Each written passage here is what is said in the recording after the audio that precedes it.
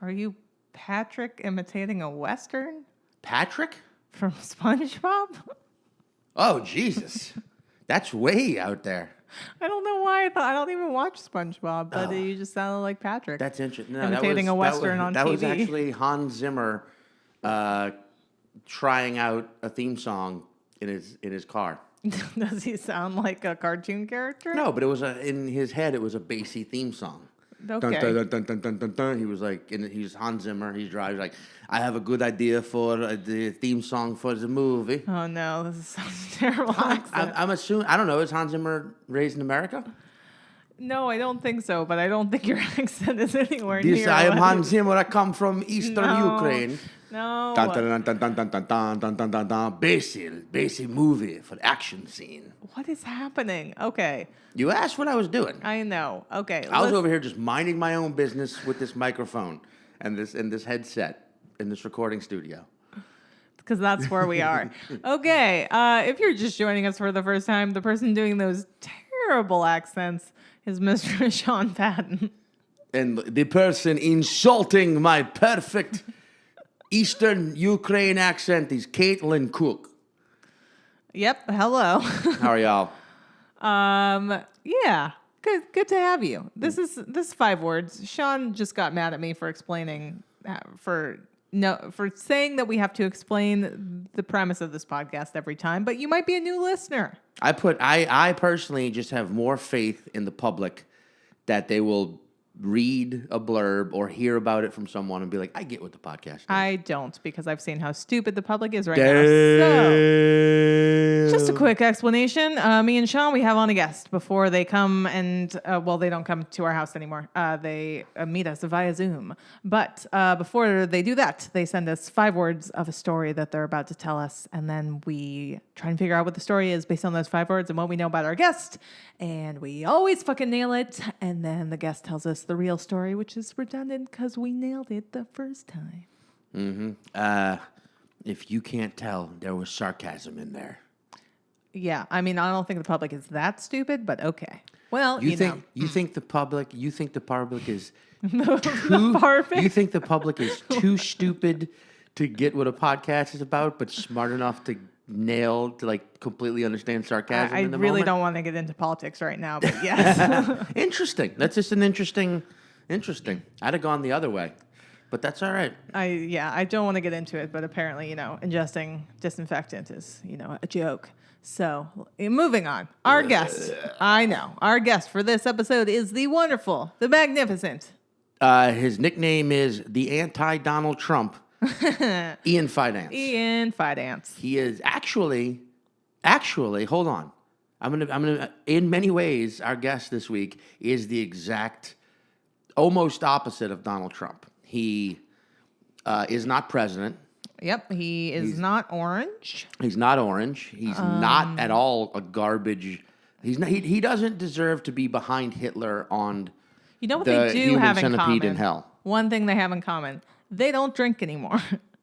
Donald Trump. Okay, there you go. So there you go. That's it. Yeah, and that's the one. Yeah. Ian has a mustache. Ian's a friendly human being. Ian's actually funny. Ian would never tell the public to ingest or inject a disinfectant, but he'd do it himself if it was for like a bit. Yeah, or a good cause. Yeah. Yeah. Or there's a lot. Also, Ian is broke and Donald Trump is not. And I'm speaking for Ian because we're all fucking broke now. It's true. Yeah. But Ian's a wonderful, cuddly dude. And hilarious and regular at the cellar. Mm-hmm. Opens for Dave Attel. Yes. He's out there. He does a lot. He opens for Dave Attel. He's on the road. He's a fucking hilarious dude. And quite the story he hits us with. Really crazy story. Really reminiscent of like drinking nights in New York City. Oh, I miss him. There you go. Little baby burp. Caitlin's hammered right now. No. Always hammered 24/7. No. You're the one that called them the Parblick. The Parblick? Yeah. Parblick. Sometimes I have little moments of pirate. The Parblick. Dyslexic pirate. And you can also see drunk Caitlin and her wonderful co-hosts Shane Torres, Tom Takar, Phoebe Bottoms, at tonight Yeah. at the Every show Tuesday. called Good God. Yes. They got guests. I don't know who they are. Not gonna lie to you. Who are your guests? This week it's Chrissy Cello and who else? Tim and Micah Fox, Tim Oh, yeah, McLaughlin, yeah. and Jeffrey Asmus. And who am I forgetting? I just made the artwork. I'm a bad person. We just watch the show. It's fine. Paul Donkey. Yeah. Danke. I don't know his last name. Paul Danke. Yeah. Danke. And Phoebe's writing partner. I've never met him. yeah, Paul's a good dude. Funny guy. We go back. And then you could see us live at 10:33 on Yes. Twitch at Hold the Phone. Yeah. Friday at 10:33 p.m. Eastern Time. Our guest is a secret, It is and you will find out this week who that is. fantastic. Please join us for all of that and enjoy Ian Fidance. I should use a slide whistle in my... No. And I've ordered numerous masks online that have yet to arrive. And I bought from a hardware store like a fucking grip, like a stack of surgical, like the onesies. The one, like we had those for a while, but like... Yeah, those we ran out. I take a lot of walks at night. When I have to take phone calls, I schedule them for later and That's take what I walks do. at night. Yeah. I do. Because A then lot I at won't night. wear a mask unless I see like a cluster of other people, which I'll usually avoid anyway. But Yeah. yeah. Well, when I'm on the bike, I like the bandana because I can keep it down here, and then when I see I'm gonna go near someone, I put it up Yeah. because otherwise it really fogs my glasses. And I did it with a mask, and my breathing got really heavy because I was just like breathing in that small space of air. But I mean, it infuriates me when I see groups of people walking around without mask, or like you go to the park and everyone's just like relaxing on a sunny Sunday day. Well, there's also like like relaxing, stretched out, like nothing's going on. I at least admire like the groups that'll like go clearly, especially in Prospect Park, like find little divots to themselves, and they're like setting up shop. Like if this shit goes on for too long, you're gonna see people like start to like carry baseball bats and whatnot and be like, "Stay away!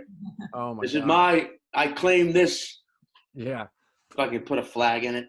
I mean, I don't know. It's really the whole like freedom fighter thing of people bringing guns to state capitals is just so mind blowing because, they're protesting for our freedom from a tyrannical government. And then at the same time, they're like, but I love Trump. Keep America great, man. America's great. Yeah. Keep it great. Oh, backwards. I don't. It's so insane. Yeah.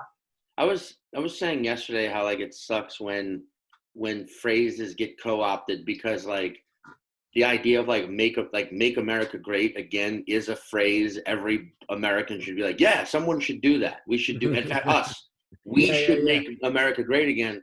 But now that phrase is always aligned with these fucks. Yeah. And I hate that because I fear that like in the future people will be like, no, let's like there'll be like this sort of because the anti-intellectualism exists on both sides. So there'll be these like, kids who are like 21 now who when they're like in their late 20s would be like, no, let's not make America great again because that's like fucking Trumpish and racist. It's racist to make America great again. And you're like, no. It's like really bad. We have to make it great. No. It was once greater, not the way you think it was great, but the way for a time it was good. The actual word great and the definition of it. Look it up. Yes. I know it's no longer cool to use words based on their definition. However, literally look it up in a dictionary. I know you like the word literally, so just use that word and then take the action of looking it up. And you will find that make America gooder enough the way it was kind of. Yeah.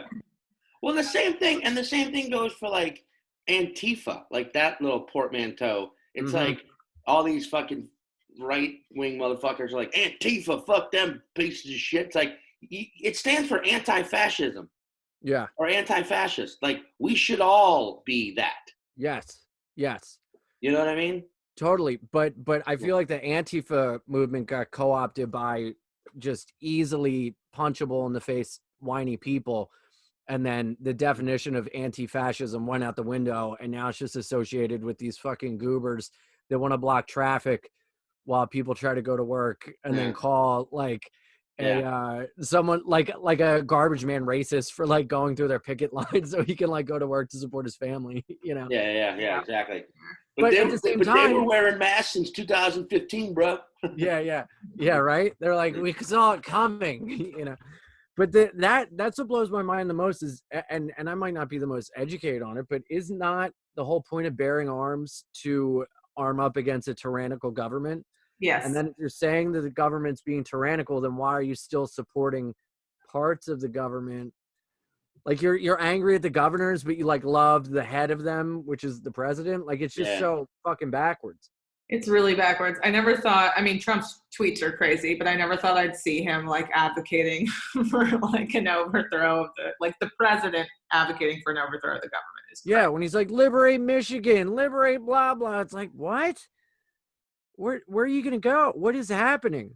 Dude, that is an argument we got into yesterday, but I swear to God, like, I personally believe that Donald Trump looks at what his supporters are doing and then he supports it himself. I think he is so desperate for like approval because he knows approval is what keeps people voting for him, and voting for him is what keeps him in office, and he wants to, of course, be reelected, that he's running the country like a business, as in what sells. And the people who buy the product that he's putting out are his supporters. And right now he's like, okay, they want to go this overthrow governors route. Well, fuck it. Like he's running it like a business. He's not thinking. And the big thing about running a successful business, and I hate to say this, successful business owners, but you know this, there's a lack of morality in some cases required to be a successful business person. Yeah. You know what I mean? Like you sell out. And that is what Trump has done. And I'm not saying that's a bad thing when you run a fucking bakery. That's a great thing. If you're like, everybody in this neighborhood loves pretzel bread. Well, we're making pretzel bread all the time. Yeah. That's great but like when you run a country, you can't. And that's what he's fucking doing. He's very like, oh, you guys hate Black Lives Matter? Me too. I think they're a bad organization. It's the worst. And I've always hated it. I was the first one to hate it. Like you guys are white supremacists? I don't think all white supremacists are bad. That's what this is Donald Trump speaking, by the way, not me, internet. I think Sean Patton, myself, I think white supremacists are fucking garbage people. Ian Fidance agrees. We were doing a bit. Caitlin, you haven't said anything, so you're Caitlin's a Jew. I support them. No. I don't know. The whole thing, you're totally right. He's running it like a business, but his whole goal is to get the money that he lied about having in the first place. Yeah, exactly. You know, like he's such a zilch when it comes to his actual bank account. He's just ensuring that he'll finally have money so he'll be like, see, I'm not lying. I am a billionaire. Yeah. I mean, I don't want to talk about this too long, but like I was just reading a ton of news last night for Project, and he owes $1.8 million to cities for MAGA rallies. He's never paid the police staff for like managing them. He pays $15,000 a week to his son's significant others through his reelection campaign funds, which makes no sense. And then he also made this $55 million deal with a bankrupt company with 0 employees to create masks, which they haven't done. And I went down this weird rabbit hole and I was like, yeah, he's a money launderer. Like, that's what's happening with the government. Anyway, sorry. We don't have to. Just real quick, if this is all a simulation and there are like, Neo and what's the fucking Lawrence Fishburne's name? I was gonna say Fabio, but that's Morpheus. Fabio. You were right. Oh, I thought you were saying Neo like neo-Nazi, not Neo like the Matrix character. Yeah, that's what I meant. Neo and Fabio. And if there are a group of you running around trying to liberate us, do this thing where you go to the mainframe and download like the information, like down. You know how like you remember how like Trinity could be like, I need to know how to ride a motorcycle and shoot a rocket launcher and fly a helicopter. Yeah. Do the thing where you just download all the facts into us right now. Both sides. All of us. Not just them. Us as well. So that we all become aware and have the, you know what I mean? Like, and just fucking take down the establishment, brother. But how do you do it? All the ones that are on his side have the guns, and we're like, well, I was reading this fact, and they're like, shut up, stupid. I personally, straight up, do not think most of them would ever actually use the guns. I'm being dead serious about that. I've met a lot. I grew up amongst motherfuckers like this, and yeah, they got guns. Yeah, they talk shit. They're also not monsters. Like, yes, there are monsters in that world. There are monsters in our world as well. That's why I don't like to side with either. They're like, my tendencies, and instinctually I side with the left. I'm progressive minded, but I still think they throw some dirty punches as well. Got it wrong a lot too, yeah. Yeah, and like, but there's a lot of those fucking idiot NRA card carrying Trump supporters who've just been told that they're fucking idiot rednecks their whole life, so they've become these defensive. They're humans, and at their core, I don't think would like open fire on a bunch of, gay kids. Right. I think they would want someone else to do it, and there are a couple who would, and hey, guess what? Bullets run out eventually. I got a shillelagh. You know what I mean? Ian, I see you got that Fu Manchu. You can make a fucking don't bring a shillelagh to a gunfight. That's right. Yeah, never bring a shillelagh to a gunfight.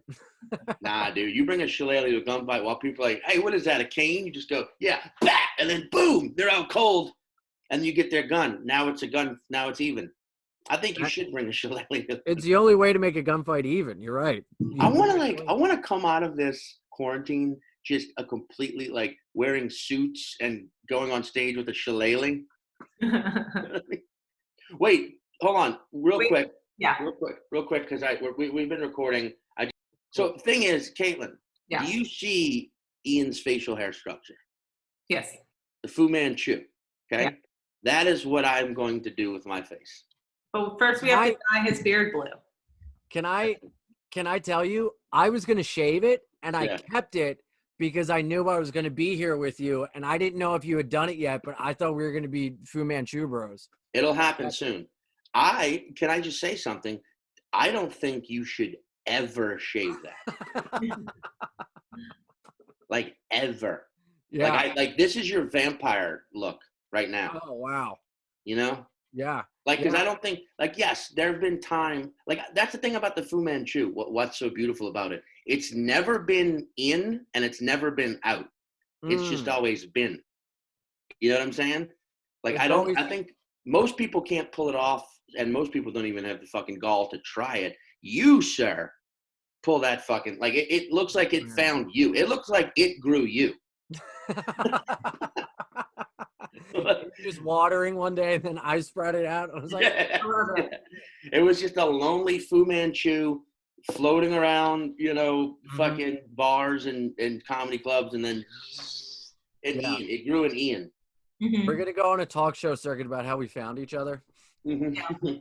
I love that. How we've been good. The Fu Manchu didn't find me. I found it. It didn't like when people were like, the dog didn't rescue me. I rescued it, or whatever. I told because the first time I met you, which I don't remember if you remember, but in my recollection, it was like it was when Caitlin was shooting a video at the creek. Oh yeah. Yeah, I was thinking about that. That 5 years ago, maybe. Years ago, yeah. Years ago. Yeah, it was a long time ago. Because Monroe was like, oh, yeah, Caitlin's shooting a thing. And you randomly turned up. And I was like, hell yeah. More people. Yeah. For the listeners, Caitlin was shooting a music video at the Creek in the Cave. And she just got a bunch of comedians to be in it. And I showed up. And I had seen you around. And I know we had probably like socially like, oh, hey, man, what's up? But like, I think that was the first time I was like, oh, hey, Ian, Sean, cool. And my immediate thought was, this guy's got the greatest mustache I've ever seen. Because then you were just doing the straight like, what's that style called? The like. Oh, the push broom? Yeah, the push. The push broom. Yep. I like it. I thought it had like a name, like a Hancock or something. You're like, no, the push broom. Oh yeah. I'm sure it does, but I like the push broom the best. The push broom. Yeah, you were rocking that shit, and it was buddy. Did you just comb a toothpick out of your mustache, or was that in your mouth? Yeah, I did. Look, I'm 2 weeks without cigarettes, and so I'm 2 weeks. 2 weeks. No without cigarettes. cigarettes. Can Congrats. you believe it? Yeah. No, Very, very. I know. Me neither. Me neither. dude, So you were like you smoked. I know. I know. Especially during quarantine. Good for you. Well, Yeah. I didn't want to die. I didn't want to be immunocompromised. I had like a cough leading into this, and I was like, I gotta cut this out. I'm so afraid of continuing this and then having myself be susceptible, and or even just my biggest fear during this has been getting such a minor injury that like thinking you're sick and then going to the hospital and you're not really sick, or like cutting a thumb while chopping up an onion, and then Me you're like, too. well, I have to get this. Oh fuck, I got to go to the hospital. You know what I mean? Yeah. So I've like And cut out then at the hospital actually getting sick. Yes. Yeah. Yeah. But also just like having to like take nurses and staff away for your like. Yeah, that too. Yeah, true. Yeah. That. Yeah. Exactly. In my head just now, I was like, yeah, who's the selfish one on this podcast? Oh my God, you were Yeah. such an angel. That is such a beautiful thing. Yeah. I'm like, yeah, because I don't want to get sick. Me, number one. And you're Yeah. like, well, they're so overworked, and I wouldn't want to hurt them. I'd rather die in the street than to Well, distract it's them from more the people. that like I'm picturing myself waiting at the hospital and the nurses like rushing around and being like, "All right, you're next. What's wrong with you?" And I'm like, "I cut my thumb." Like, I know, right? that's highly. Yeah. I mean, dude. You guys don't realize that during the course of this conversation, just out of curiosity, I cut my thumb just to see how bad it was. And I'm gonna be all right. All right. Right now. I've took my Fitbit off. I used the band to tighten around my thumb. I've Nice cut off the ticket. blood. Yep. My pulse is high, but I'll be all right. Wait, because here's the thing too. So Ian tours with Dave Attel a lot, Mhm. right? Yeah. And I asked because Dave Attel, Mhm. that guy. I mean, before my I was a fan of his before I ever started doing stand up. Yeah. And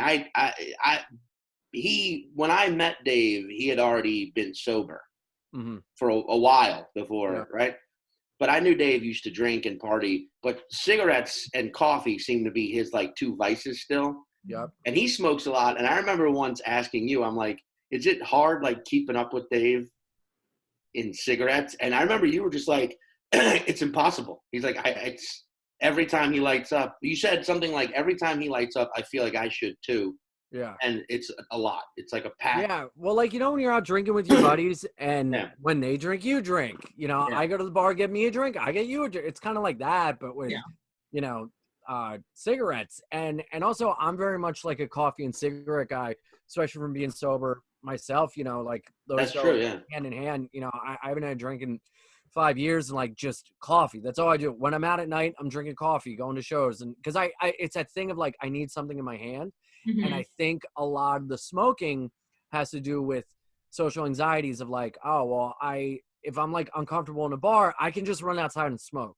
Like right now I'm okay because I'm by myself. I'm not around anyone else drinking. I'm not around anyone else being social or anything. So it's like, okay. But if I were to be out a lot, I don't know if I could do it because it's such a crutch, especially when you find a smoking buddy. Then you skip the party together and you go out and smoke. Or when you're driving in a car, you got the tunes on, the window down, you're smoking a cig. You can't help it not want to do it all the time. Mhm. I mean, yeah, dude, like you guys, I feel like a staple of the past like year of late night spots at the Cellars. I'm like, I walk up to do a spot at McDougal and like I could bet. I was like, I'm gonna put money right now on the stoop, on the stairs next to McDougal. It's gonna be Ian, Dave, and Sherrod. Ian, Dave, Sherrod, and I'm gonna see them in that order, but I'm gonna hear them in the reverse order. I'm gonna hear Sherrod from 3 blocks away. Then I'm gonna hear Dave making fun of Sherrod. Then I'm gonna hear Ian chiming in last. Yes. I'm gonna see them. And then you're gonna smell Sherrod in another borough, just like that smell of weed, like leading you there. Like a cartoon that's hungry with the smell lines. I've always said Sherrod Small is a spy because he works like he's the guy. Because notice this about Sherrod, he shows up to all these clubs and parties and shows with this like crew of like attractive women who nobody seems to ever know, right? Right.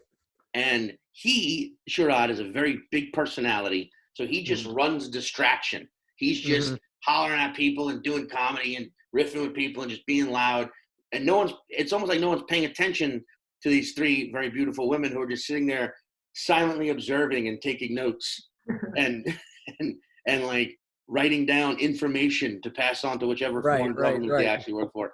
Like, and Sherrod's like, "Shut up, stupid!" And they're like, "The safe is located next to the cash register." Right. and that's how has enough money to live on the Upper East Side by himself, because he's being paid by foreign fucking governments. Yes. To run distraction while their spies gain info. Yes. Yeah. The Russian government was like, "We need you to infiltrate stand-up New York." He's like, "What for?" He's like, "We need to find out what their 4 p.m. open mic, if it is gaining a lot of traction." He's like, "I'm on." At that 4 p.m. open mic are two sons of senators. If we can get to them, we can get to U.S. Senate. They are trying to get into stand-up comedy. They took a class, UCB. They said, "You need to try more comedy." Both of them graduate from Yale with degree in political science, but don't want to follow in father's footsteps, want to be like Mr. Seinfeld and Romano. Neither one want to be like Yakov Smirnoff, by the way. He has own theater in Bronson. Wait, let me just say, by the way, Seinfeld, no, Smirnoff, very good choice. If I were to choose, it would be very good choice. Can you imagine if NBC had give Yakov his own show instead of Jenny? And it was just called Yakov. What's the deal with this communism?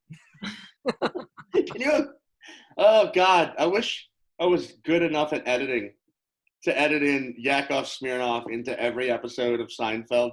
Oh, my God. I wish I knew his act well enough to just shoot off on riffs of Yakov lines right now.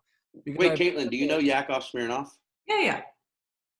Oh, he's The got his own theater in Branson, Missouri. That's wild. He's got his own theater. Like, that he shows up at? Like, is he the house MC of his own theater? Or I think he's the only person who performs there. I think it's like the nightly Yakov Smirnoff show, which I'm not going to lie to you, is the fucking dream. To just one day be like, here's a place I like. I'm in my 50s now. Fuck it. Give me a theater and let me just do an hour every night. What's in Branson, though? Is there like Branson's like Christian Vegas, right? Oh. And you're big in Branson, right? I'm huge in Branson. I do the Branson. So actually, he's my competition. So I really hate Smirnoff. They love bisexual comedy. They do. Branson, Missouri. Yes, they're in the Middle East. I'm huge. Wait, you're from what? Baltimore? Delaware. Yeah. I've asked you this, I think. Have you ever heard of something called Delaware Punch? No. See, that is a thing I think only existed in the suburb of Chalmette, Louisiana.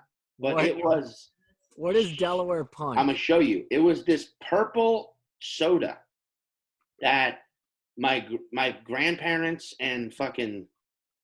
Here we go. Hold up, I found it.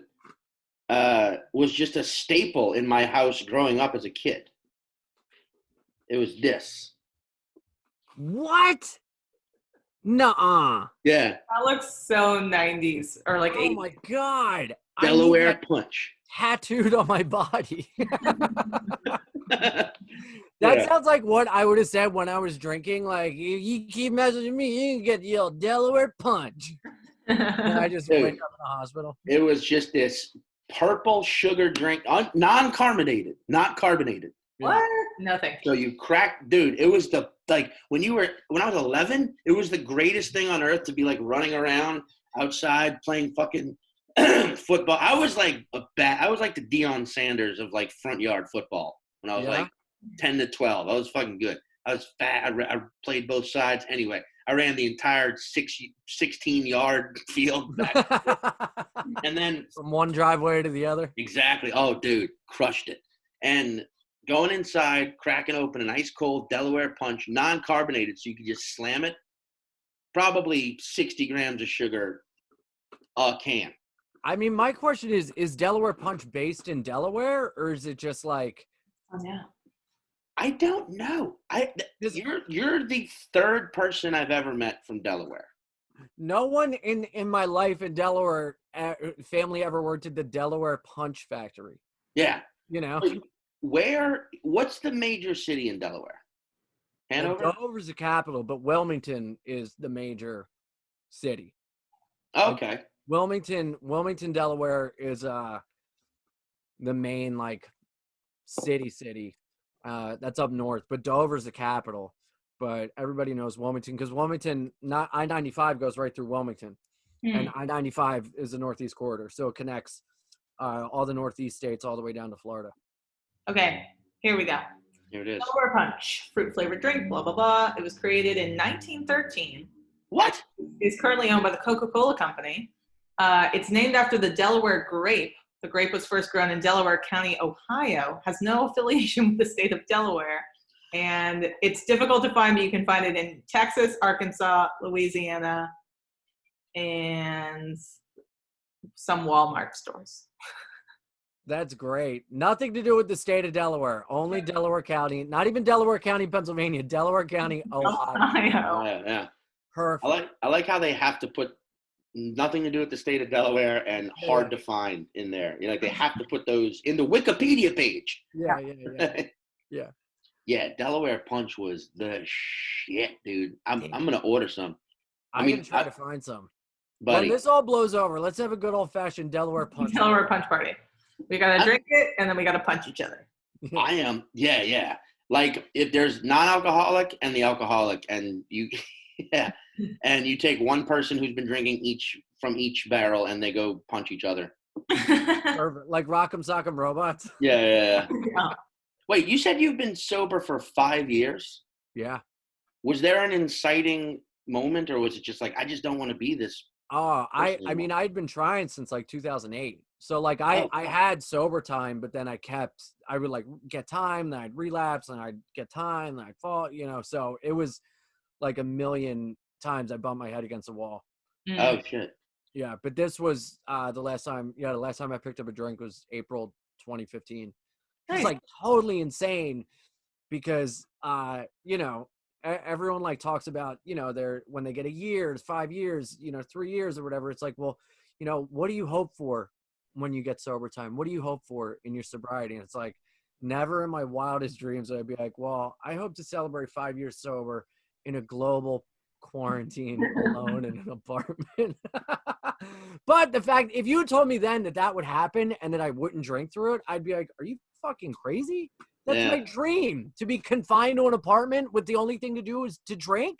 Sign me up. Well, and also that you would quit the other vice in your life during the quarantine. Oh yeah, that too. Yeah. Because I quit smoking in 2016. So coming up on 4 years. But I remember like the hardest was that first month. Dude, it is. I mean, and that's, I've never done anything the easy way. And I've always like been very extreme with every single thing I do. It's like all or nothing, whatever. So of course I quit my biggest like vice, the only thing I have left during a global quarantine, and my mood swings. I mean, when this first started, I was up every morning at 9 a.m., writing, showering, working out, breakfast, lunch, you're strong, you're doing it. And then this past like week, I've hit such a wall of like, I don't know if I'll even eat anything but chocolate for the next 2 days. Like, just like on my sleeveless American flag shirt, I have like a big chocolate stain because I was eating so much and it just drooled out of my mouth. I was like, well, I'll get it later. I'll get to it. If that's from what's going on in the world or if that's like from me dealing with cigarettes. But this past week's been the hardest. Yeah. I mean, dude, that's definitely, yeah. But you know what? Like, that's also, I can say this, man. I remember, like, how long did you smoke regularly? Regularly since I was 21.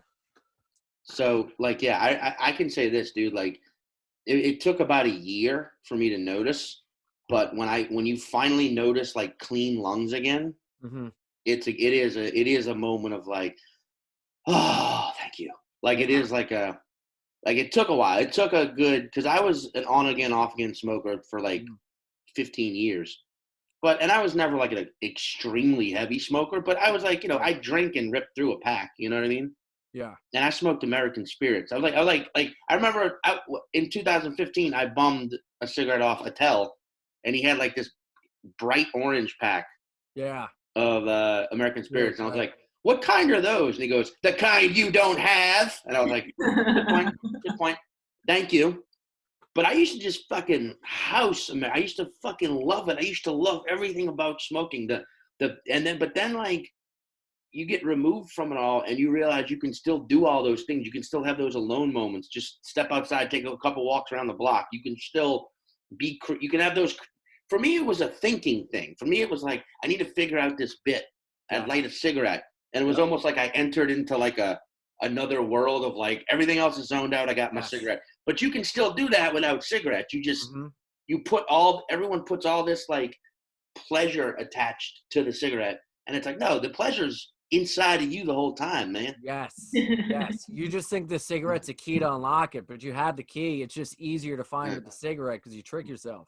I'm the same. I'm the same way. Of just like, okay, hold on. Let me just go outside, have a cigarette, and then I'll be like, it was there the whole time. And then it's like, you would have found it. You just had to work a little bit harder for it, maybe. You know? Well, it's like there's a door, and a cigarette is like a doorstop. You know what I mean? It keeps the door open, and you always equate it to like, I need that doorstop there, or else I'm not gonna be able to open the door. But then the doorstop's gone, the door shuts, and then you realize, wait a second, it's open. You learn to turn the handle and open the door. Right, and you thought it was locked the whole time. Yeah, I don't need that thing keeping it open for me. Yeah, I can just open it whenever I want. I don't know. So this is our book called "The End of No Need for Stoves," written by Ian Fidance, Sean Patton, and Caitlin Cook, who's never smoked a cigarette in her life. Thank goodness. Shut up. That's why you're so sweet and nice, because you've never had that evil devil inside. You describing like needing to step outside because of social anxiety and unlocking shit. Like if I had ever smoked, and this is why I did not, I knew that I would be addicted to it because I have a ton of social anxiety. I'd love to just end any conversation immediately and be like, I'm gonna go smoke. Yeah. The idea of leaving like a loud bar and meeting a new stranger smoking. Like I like the idea of taking a break while I'm creatively like hitting a wall. Like all of that stuff would be super ingrained. So I'm really glad that I never did. You just see me off camera pull a cigarette up and I'm like, yeah, you're right. I start smoking again. Just like you've been smoking this whole time. Like, I mean, I quit. I'm saying I quit, but I mean in the future. You guys are releasing this in a couple weeks, right? Yeah. I will have been quit by then. I didn't say coming out for 3 weeks, right? Yeah. I'll quit in a week. No, you're totally right, Caitlin. That thing of going out to, and even the magic of like, oh, someone's you smoke, I smoke. Let's have a quick 2-minute talk like we're best friends, and then Yeah. But I still like Go for it. Oh, I still hold the toothpick like a cigarette sometimes. And I'm like, I thought I had Corona because there's that loss of taste, loss of sense of smell. Yeah. And my tongue really hurt. And I was like, oh my God, am I going to lose my sense of taste? Oh God, I think I have Corona. And then I realized I'm chomping on these toothpicks. So I gave myself a splinter on my tongue. Oh yeah. No. You know those flavored like tea tree oil toothpicks you can get? That's what I have. Yeah. Oh yeah, those guys. Yeah. You're good. You're good. You'll be okay. Yeah. I fucking that saved my ass. That and dried shrimp. Really? Yeah. Are you not getting? Has your appetite not jumped through the roof? I mean, I'm trying to eat healthy, but so I'll make like a batch of spaghetti meatballs for like the week, and then at night I'm like, you can have 4 cold meatballs on that end of a fork like a lollipop. For some reason, you and spaghetti and meatballs sound perfect together. Like you would like, of course Ian's just eating nothing but spaghetti and meatballs in a quarantine. I love it. I love making the meat. I make it the meatballs. I make it the sauce. Yeah, dude. That's what it is. I just love it so much. You look like meatballs and spaghetti personified. And that's a compliment. It is. Something everybody loves. You know? Yes. It's something everybody loves. I'll take it. Thank you. Yeah. All right. So speaking of something everybody loves, Ian, Yes, would you mind telling us your story in the 5 words? I would love to, Sean. Yeah. And Caitlin as well. My story in 5 words is never hang in a deli. Never All hang right. never hang at a deli. Never hang at a deli. So, little known fact about Ian Fidance is that growing up, he was a massive, massive fan of Peter Pan. Like most young people, he wanted to be one of the lost boys. He wanted to live. He wanted to be young forever. He wanted to find his Neverland, right? So, in order to get into that world, Ian started doing, what was it, Caitlin? Theater? Yeah, so obviously you can't go to Neverland, but you can be in a production of Peter Pan in the theater. So you start to get into theater, and if people don't know about this about Peter Pan, in most productions, Peter actually learns how to fly on the trapeze. So you start to learn trapeze artistry, Hanging.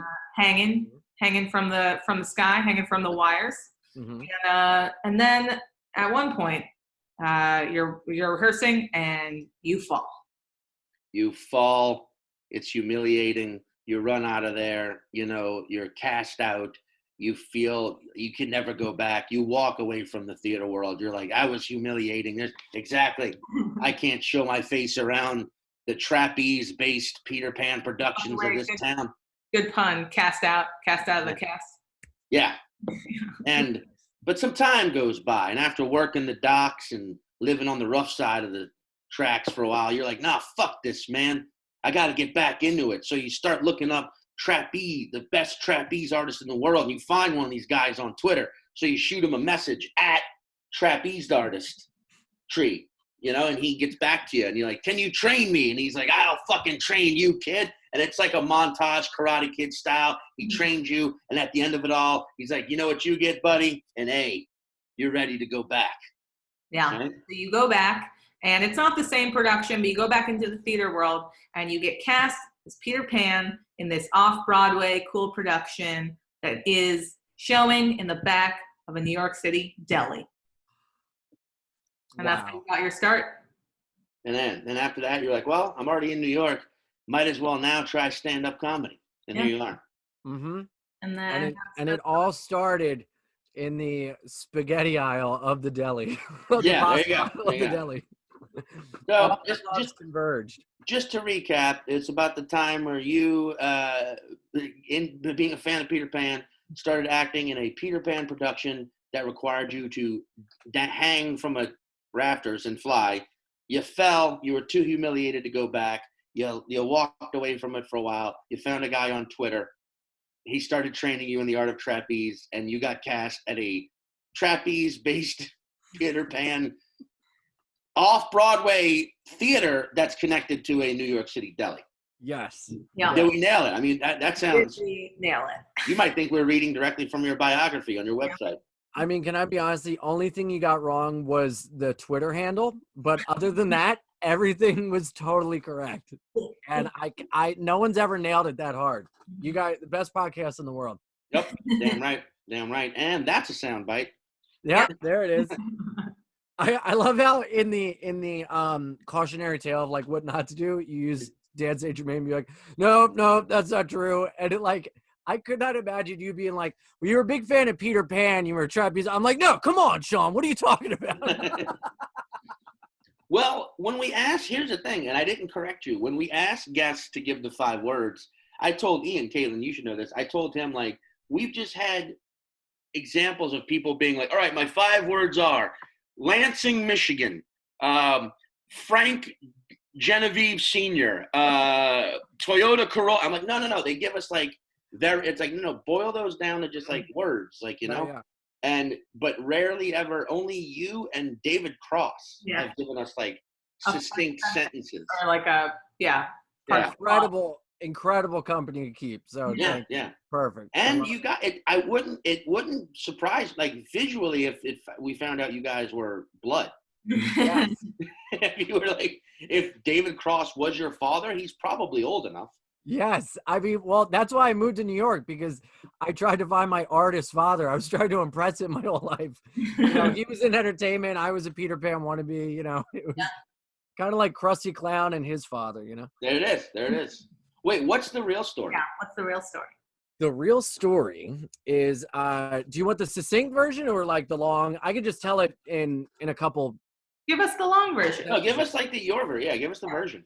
Well, you know, I am sober and Yeah. I have been for a little bit, but when I was not, you know, I had a real, I drank to live and I lived to drink.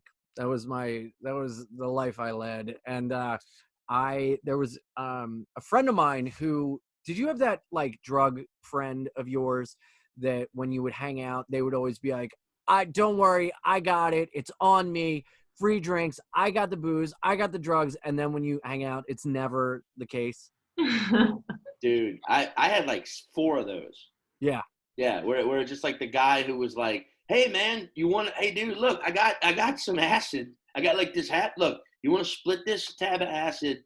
And then they're doing $5 all you could drink down at Miss May's. You want to go? And you're like, I don't know. And it's like, dude, I got everything. I'll drive. And then he drives, but then you get to where you're going and he doesn't have any money, and then he's too fucked up to drive you home.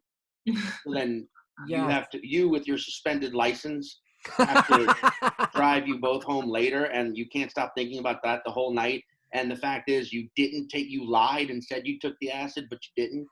And now you're slightly pretending like you're tripping, kind of like, nah, man, yeah, it's great, but you're not tripping at all, but you are housing whiskey sodas because you're just trying to fucking get through the night and get home, and you realize also you've got to pay for gas on the ride home. Yeah, anyway, that's just one example for me. But yeah, so you know that guy. Oh, yeah. I had a buddy one day, we said, hey, let's wake up. We're going to go to the track. We're going to win money playing blackjack. We're going to get a bushel of crabs. Track? We're going to win. Yeah. Wait, there was a blackjack table at the track? Yeah. Out in Westchester, Haraz Casino. That's fucking just consolidation, baby. So my buddy was like, look, man, I've been lucky lately. I've been killing it in blackjack. Let's go. We'll watch, the dog race or whatever. I'm like, okay, cool. So we go halfway there. He goes, oh, I left my credit card at home. I go, okay, I'll pay. And then we get there. I give him the money. 30 seconds later, he goes, all right, I'm out. Here, let me bet for you. And I'm like, what the fuck? We lost all our money and ended up just getting hammered anyway because it was like, well, we have to drink this away. But I have tons of those friends. One of my friends called me up and she goes, hey, there's a guy at this bar. He always gets me free drinks. Come, I have Coke. We're going to have a good time. I'm like, oh my God, I'm getting Coke. It'll be a night. Let's do it. So I show up and I kid you not, I walk in and the very first thing I hear is, I told you once and I'll tell you again, you're not welcome. And I was like, what? And he's yelling at her and she's like, no, you said that I could just reach over the bar. And I'm like, oh no. So I'm showing up thinking it's going to be, free drinks, whatever. And we're getting kicked out and she's, really attractive. So she kind of schmoozes up to this guy in a suit and he's like, talking to her and they're talking. And then she's like, come over here. And she introduces me and she's like, this is so-and-so. Here's a bunch of Coke. We're getting kicked out. We're going to go. And it was like the end of the night anyway. She's like, we're going to go to an after hours bar. I was like, okay. And my thing was like, I told. Wait, this is in Delaware. This is in New York. Okay, because I also know Delaware bars shut down at like 9:30 or something. Right? Yeah. They never open. Yeah. Dude, bars shut down at 1, and if you're feeling frisky, at 12:50 you speed to Pennsylvania or Maryland so that you can drink until 2. Whoa. Yeah. And there's some bars right at the border. So, and then cops just circle like hawks so they can just pick you up for a DUI. But you're talking after hours in New York, which is like, okay, 6 a.m. Yes. Yeah, okay. Yes.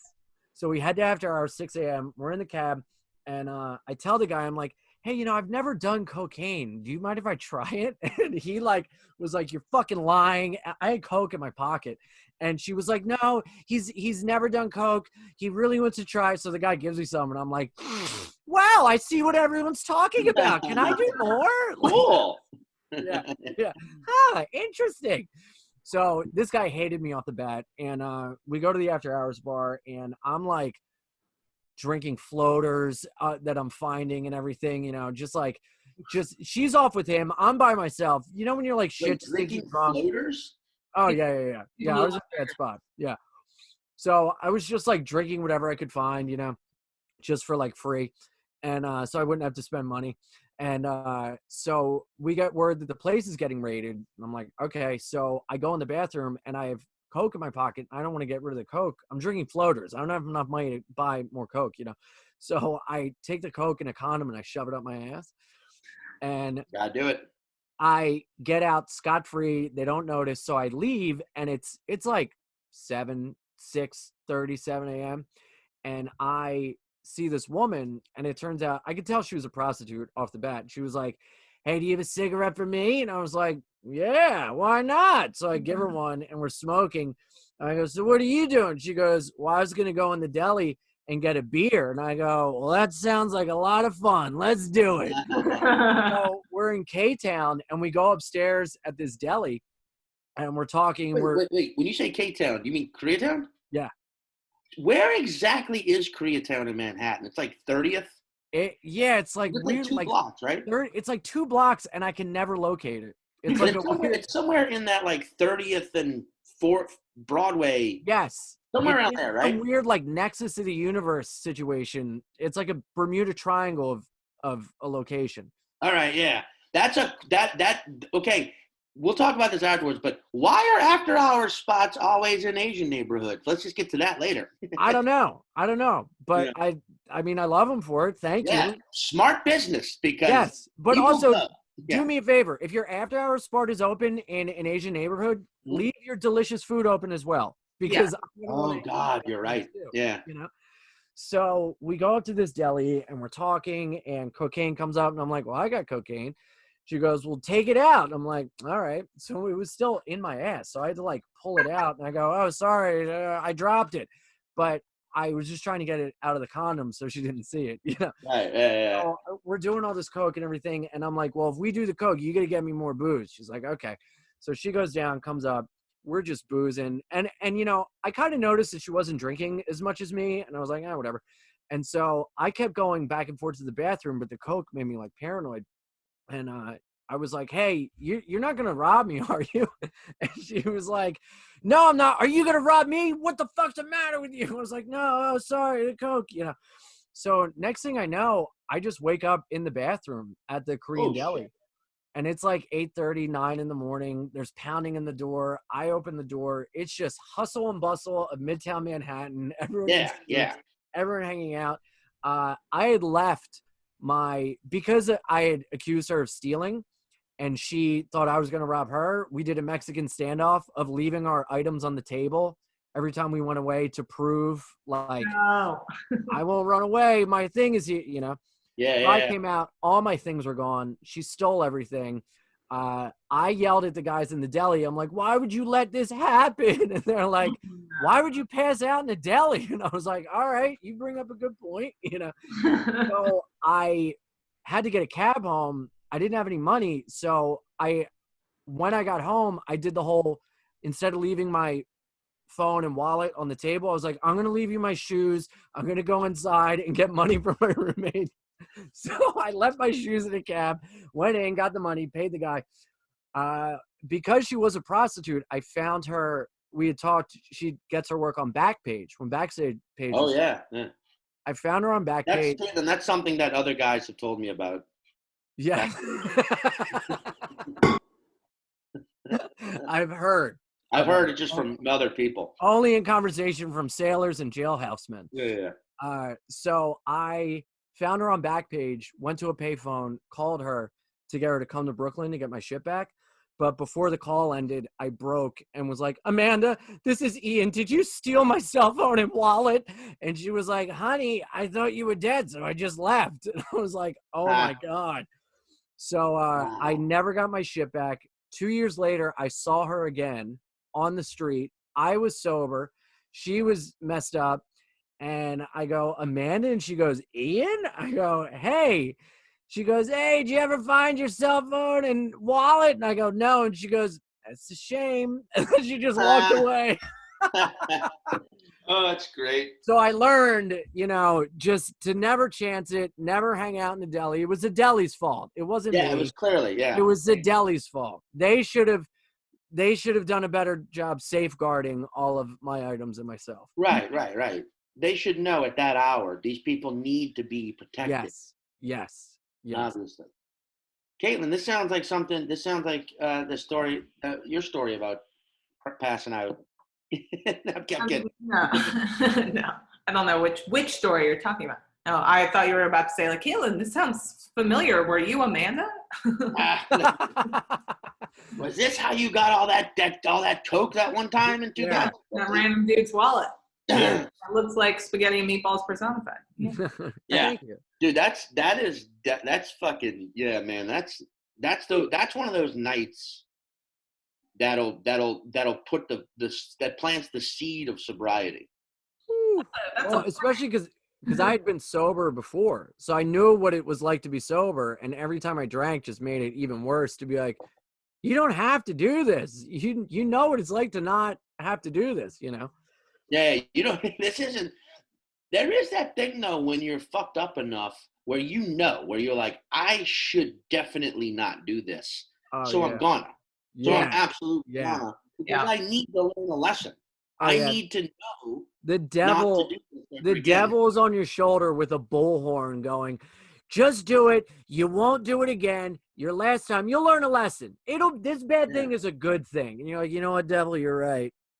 And the angel's on your other shoulder going, look, the devil's got a point, but what they don't realize is behind your neck, the devil's just flipping the high five. Ventriloquist for sure. Do it. Here's another 100. Tell him he should stay out another 3 hours. Yeah. Yeah,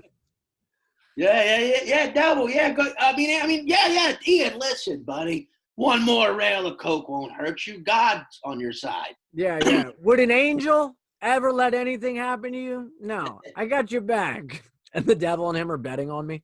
Yeah. Then there's more. There's like a whole behind your fucking head is just a casino of its own. Yeah, and they're hanging out with that old monkey on my back as well. Know what I mean? Monkey's back there, just like the guy. He'll do anything. Seriously. Yeah.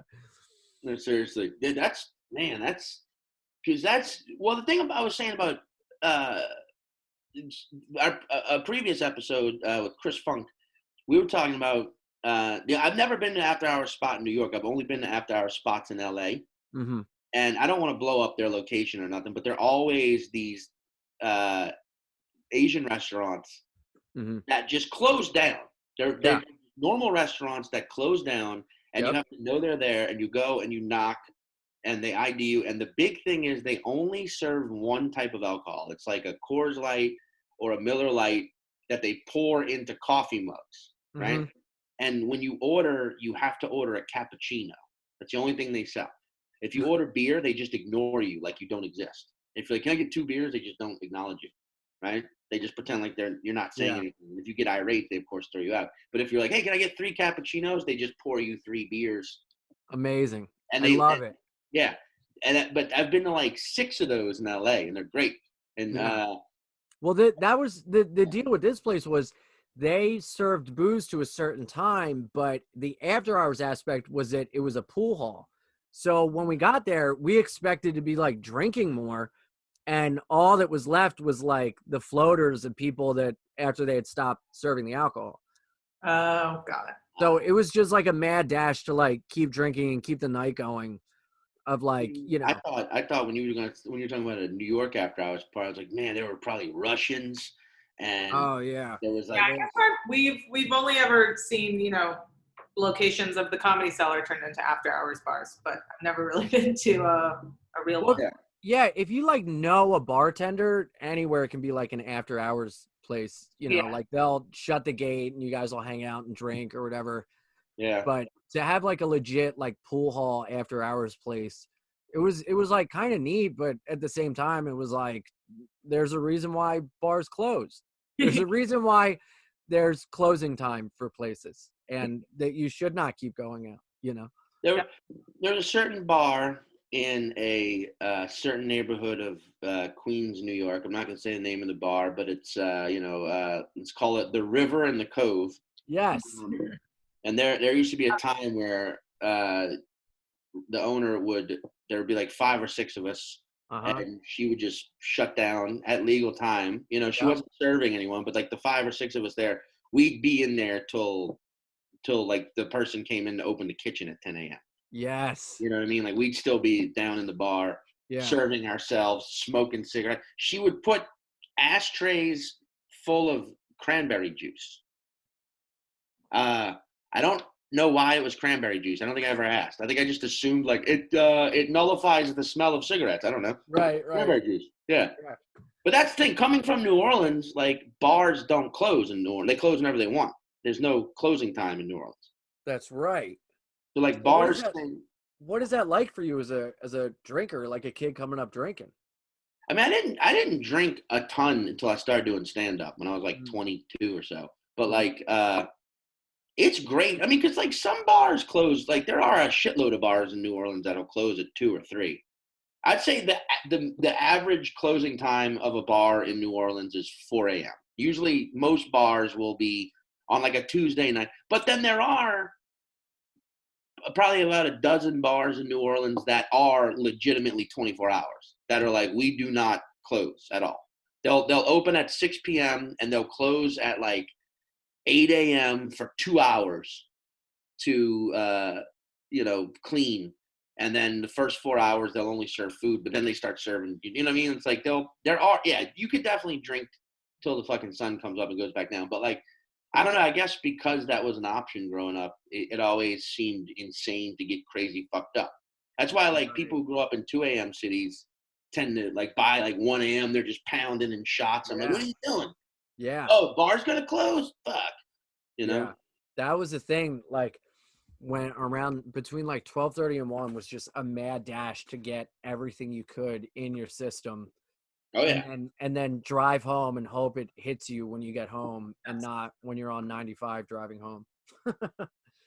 That's nuts. By the way, Koreatown is on 32nd Street in between Madison and 6th. Yes. Boom. There it is. Yep. Mm-hmm. And somewhere in there is an after hours deli joint. Right, yeah. Wait. The finest deli joints. I love, dude, I swear to God, dude, I love so Caitlin, I met Caitlin in Chicago. Mm-hmm. Caitlin, Chicago is the only city that has, they call them slashies. Have you ever heard of these? No. They're basically liquor stores, just standard liquor stores. You walk in, you buy booze. But if you want, you could go in the back where there's also a bar. But it's like, it's not that it's illegal. It's just that they keep it quiet. You know what I mean? So you can go and get some booze. And while you're buying the booze, if you're like, you know what, I want to drink this right now. They're like, well, here, don't buy it. Just go to the bar through the wall there. And you go in the back and it's like, oh, hey, fellow alcoholics. And then That's great. Yeah. And that's, I don't know. I don't drink as much as I used to, but I do. And I was never a drinker by myself, but like, I do love like that type of shit, like divey, old, somewhat secretive, you know? Yeah, like yeah. You give me a bar where you got to ring a buzzer to get in, I'm fucking hooked. Yes. There needs to be more of those, but they need to not be like a popular thing. They need to be a thing that you can only hear about through a friend. Yeah, there's so many like corporate speakeasies that ruins the effect of it. Yeah, like we're a speakeasy. It's like, well, then no, you're not. And stop announcing it, okay? Yeah. You're a speakeasy, but it's so loud in here. You're like a shout hardy. I feel like that's a shout hardy. I feel like that's gonna happen Loudy. as stuff starts to open up post quarantine. Is like, you know that you've been quarantined for a while. You trust only these amount of people, and you're all going to this location. And you're telling nobody else. I feel like that's probably already a thing. You know, I don't know. I would love to know what the legal situation is with consuming alcohol in like a public park, and if there's a way to get a permit. And I feel like there is a way to get a permit because there's a lot of music festivals that serve drinks that open in parks. Yeah. That would not be a terrible idea for bars to start doing now, like pop-ups in parks. Oh. You know what I mean? Where it's like, do it outside. Wear a mask. You got to social distance. You got to wear a mask. They put tables, space them 10 feet apart, and just be, or maybe maybe even have wait staff be like, hey, you know, you can't. I don't know, but anything that feels normal again. Yeah, I mean that would be great, but then it's like them drinking through the mask, you'd have to be like, well, let me touch my face and pull the mask off. True, yeah. Yeah. You You know. got to get straws back into circulation. Yeah, but then you also know the second people get too sloshy with the alcohol, it'd be like, man, fuck this mask. I don't need social distance these nuts. Yeah, and then You know? people have to chuck them out, but then you don't want to touch anybody. And Yeah. It would just be such a mess. I mean, at this rate, just if you're a bar owner, just instead, take the money you've made, go back to school, get into biochemistry, and then after that, get there we your go. PhD, and then figure out a better testing system and a vaccine. Yeah. So we just don't have this. We don't have to worry about it anymore. We can get back to life, because that would probably take you as long as the government is going to. I know. Yeah. So, if there you you go. own a bar, if you own a restaurant, Dos Toros, do us a favor. Yeah. Go to school. Go Okay. become a doctor and help us out. Figure out a vaccine. Wait, Ian. So everyone can find you. What's your handles? iAnimal on Instagram. IANIMAL, like iPhone, but iAnimal. Right. Ian Fidance on Twitter. IanFidance.com. Me and Gary Veter have a cartoon that comes out weekdays, Monday to Friday. It's called Surviving with Gary and Ian, 11 a.m. And yeah, it's great. By the way, I was gonna say that earlier. I really loved it. It's hilarious. Thanks. Yeah, it's really fun, and it's kind of given us purpose during this whole thing to have structured activities that we have to do each day to pump these episodes out, and work with the animator. And it was Julie Johns, and she's so great, and she's the best, man. She's so good, and I don't know, it's really fun. So we have a Patreon coming out, and I'm excited. It's gonna be a good thing. Awesome. Yeah, check it out. It's all it's fucking great. And wait, before we go, I gotta tell you real quick, Ian, about the time I got mad at you. But wait, this is not your fault. It's not your fault. Okay. There was this time, and it wasn't even. Anyway, I'm just gonna tell the thing. Yeah. I don't remember exactly when this was. I want to say it was within a year ago. We're at the Cellar. It's like a fucking Friday night or something. I had just done a set at the VU, and come around the corner to McDougal to get food, and you were there, and you were eating, and you were wrapping up hosting that show. Mm-hmm. And then you had another hosting spot at the next 2 shows later. Right. It was like the 10 a.m. You were hosting the late night show as well. And you finished your food and you were like, all right, I got to run. I was like, where are you going? And you were like, you were running up to some shitty club in Times Square to do a mic. And I was like, what? And you were like, yeah, dude, I'm working. I got to fucking stay sharp. I'm working on this bit. And I remember you left and I was like, he's going to do a fucking mic? Wait. What mic is it at 10:30 on a Friday night? It was like maybe I had to go do a spot at a shitty club. No. You said specifically that it was a mic and they gave you more time. No. I said that the club is shitty, but it's like an open mic and you get more time. Because it's wait, hold on. Because here it comes. That just inflated everything. But that's funny because when you left, I was like, what? Go and do a mic. What a dumbass. He's hosting the fucking, what the fuck's his fucking problem going to a fucking mic? And I remember I got really in my head about it. And I went and did a set. I had a run to go do a set at New York Comedy Club. And I had like a shitty set. And then the walk back to the Cellar, I was like, fucking, what? I'm supposed to be like Ian now. Go and do fucking open mics to stay sharp and shit. And then like the second half of the walk, then I was mad at first. And then by the second half of the walk, I was like, you stupid asshole. You should have fucking praised him for running to do a mic and stay sharp. You arrogant piece of shit. Who the fuck do you think you are? Who the fuck do you think you are that you shouldn't be doing mics, right? Look, you just ate shit. Fuck you, Sean. And I was so then pissed at myself. And I was like, I have to tell him this. I have to tell him when I get to the Cellar that I was initially thought he was an idiot for going to do a mic, and then now think I'm a fucking idiot for not going with him. Oh my God, that's amazing. And then, but then by the time I got there, you were on stage hosting, and I just went and did my set at the VU, and I did that one set was good, and then I just got hammered and kind of forgot. But now you're telling me it was just a normal shitty I You just gave Sean Corona. Yeah. Virtually. maybe I don't know. I'm trying to think of what maybe was I going to the creek to do a mic?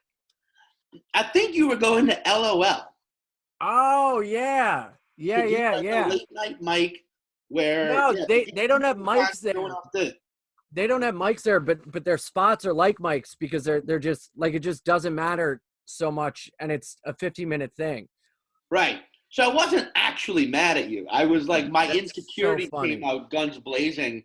Where instead I was like insecure about how hard you were working that night, and I was like, That's so funny. And I think my insecurity came out instead of being like, oh, I have to go to a spot uptown and, whatever. I was like, well, it's not that great of a club. It's more like an open mic, because it's not like a Yeah.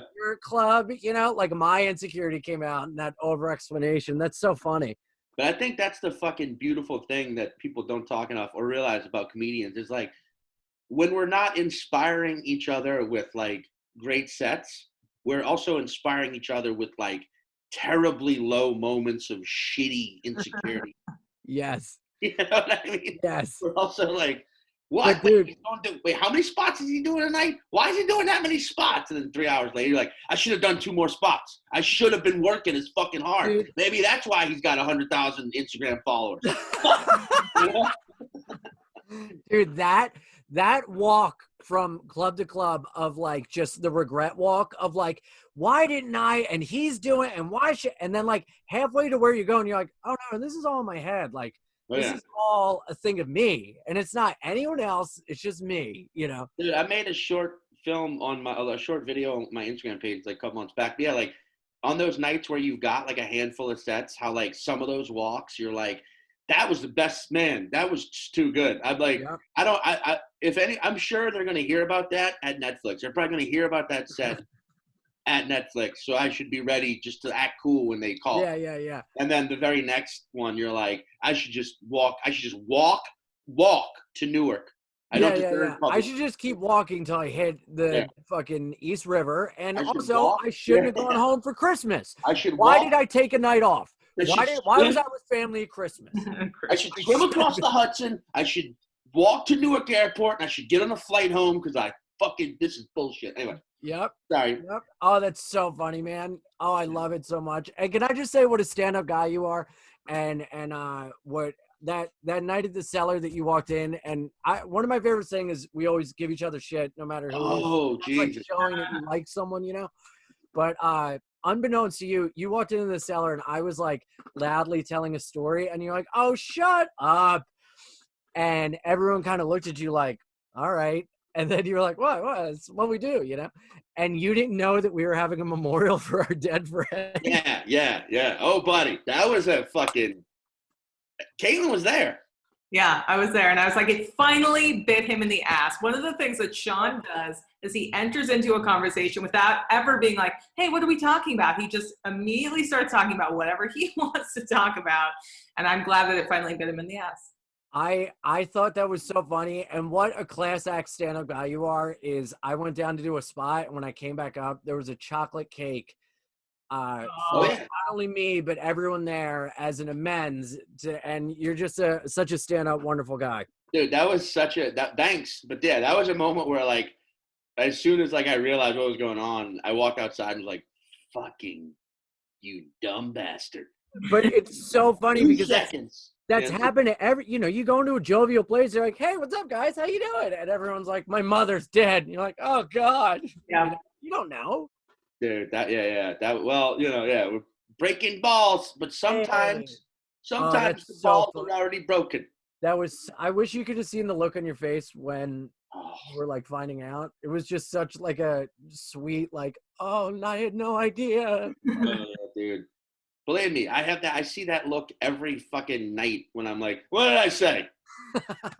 What did I actually say to anyone tonight on stage? How many people did I wound? Oh my God. Sometimes the balls need to be cradled. Well, dude, thank you 1,000 times for doing this. Everyone listening, please check out everything Ian does. He's hardworking, but also just fucking hilarious and a true spark plug. You're like guy that when he walks into a room lights it up, and you're that you're that presence. You know what I mean? You're that guy who just like, Ian's here. Well, hearing that from you means the world to me. I think the same way about you, Sean. So Fuck thank yeah, you, buddy. Stay safe. Meatballs personified for sure. Thank you, Meatballs and Caitlin. spaghetti personified, baby. And I actually, it's so funny you bring up that music video. I saw, like, I took like a picture, I think me and Will Miles and Monroe at that shoot, and it popped up in my like memory thing. And I was like, oh my God, I remember that. And we all did, like, I learned the lyrics and then found out that I had to have my mouth covered. And I was like, oh my God, yeah, I forgot about that. please, I know a new song. You were one of the only people that put in the work. Yeah. Yeah. Check out that music video, Caitlin. Put it in the titles. Yes. Yeah, sure. I mean, that band broke up, but sure. All right. Thank you, Ian. Thank you. Thank you, guys. Thank you so much. This is great. Thank you. I'll catch you next time. How am I doing here?